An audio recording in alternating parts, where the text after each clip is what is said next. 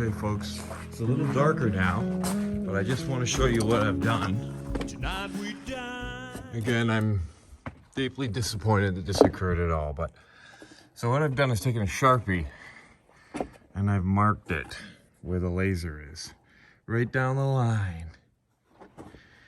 So I won't have to grind it down to the Sharpie, but what I can do is use it as a guideline, and as long as it's parallel, 1/4 of an inch above the Sharpie, then I know I'm good to go.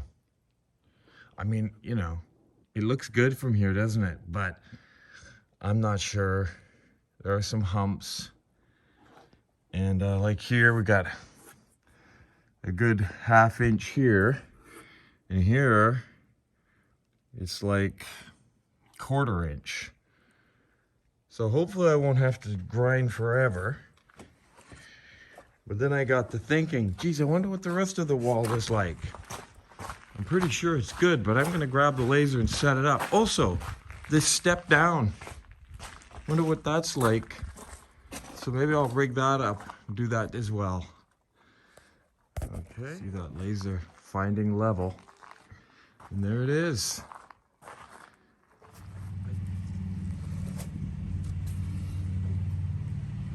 So I'm grinding. This is a brutal job. I'm grinding concrete flat on the top. See, I got a square here. And as you can see, that line, but then when I get to here, I gotta grind all this down. At least down to about 1/4 of an inch, so it's generally accurate. Crazy job.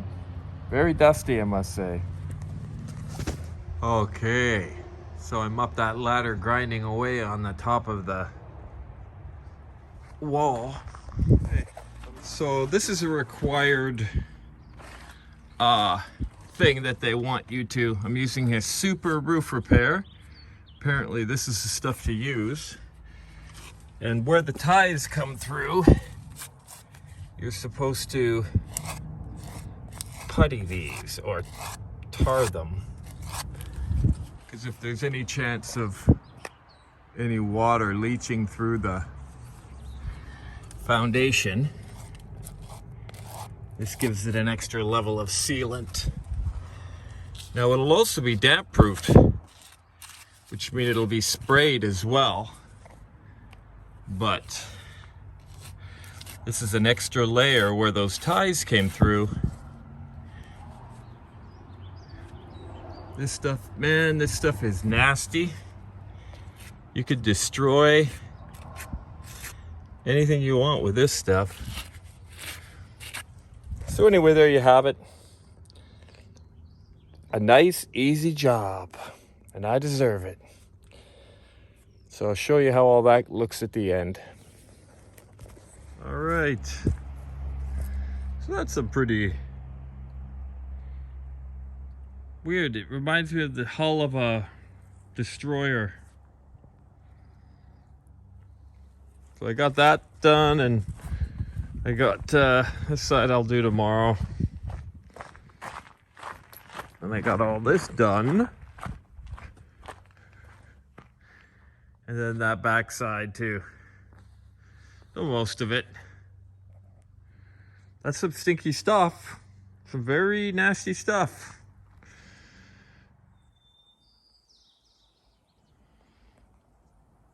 Okay. So we're just waiting a few more days. And dudes will come along and spray a tar coating. It's called damp proofing. They'll spray it right up to that line there.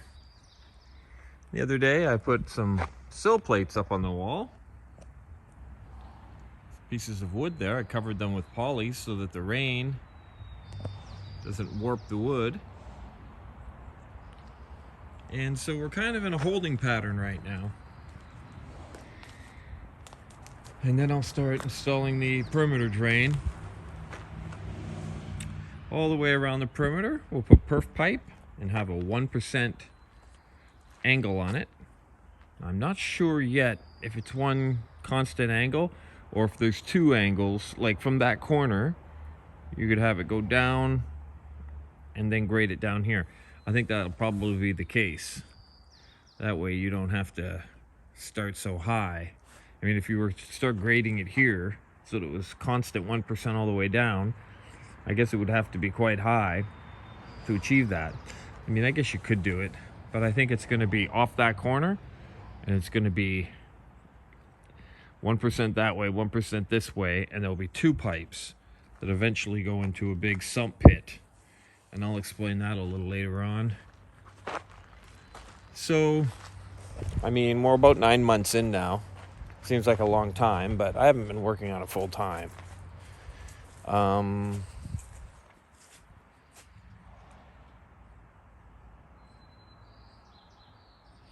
made a few mistakes, and I'm not afraid to talk about my mistakes. Like I said months ago, I'm a guy that doesn't know what he's doing.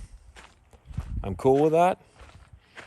And the three biggest mistakes that I have made up to this point were not putting the rebar high enough in the wall out of the footing. So I had to actually buy more rebar and get it up to the height of the wall. So that was a mistake. Right off the bat, when we dug the hole, the excavator operator went down on an angle. So I had to remember when I had to chisel all that out with the Hilti. That was grueling. Another big mistake I made. And the third mistake was me being alone that day when we poured the foundation and trelling that 180 feet by myself. Not getting it absolutely perfect and then having to grind away until perfection. This here's a retaining wall. And this is a perfect example of how crappy of a job I did it. You can see where the leveling strip was, that indentation. And thank goodness I didn't actually have to grind any inconsistencies out that much on this one. I mean, I just don't know what to say about that. Here I can either put a concrete cap on it, I can put a piece of wood on there and dress it out, so I don't have to grind that down. But all of this down in here, that had to be perfect, and I got it perfect. And you can see it's perfect. Whoops. Straight as an arrow down the line. So it's definitely going to get interesting here. I look very forward. Wow. This will all be flattened out here, and we can put an entire house worth of wood there and all the components and get started. So we got a big sump pit going in here. That should take a couple, 3 days. Tons of gravel coming in here. Gonna tamp it. They want you to put a pipe into the gravel to collect radon gases and send them out of the thing. So over there probably looks like a good place to do that. And then we'll carry on, and there should be stairs down here. I have a friend who has a nice big set of steel stairs. But you'd probably come in right about where I'm standing, maybe a little higher.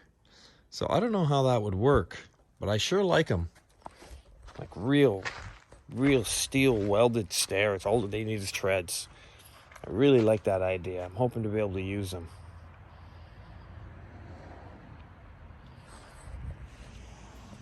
I need wings. I need wings to fly. Yeah.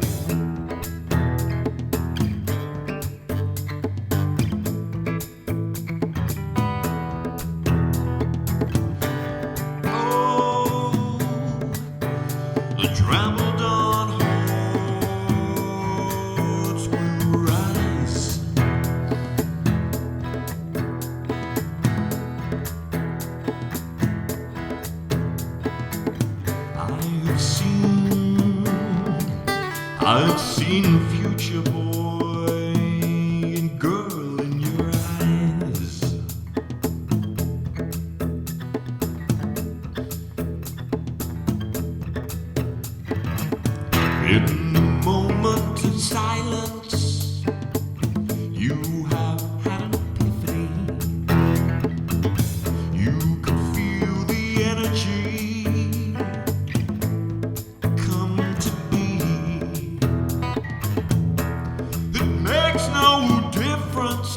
your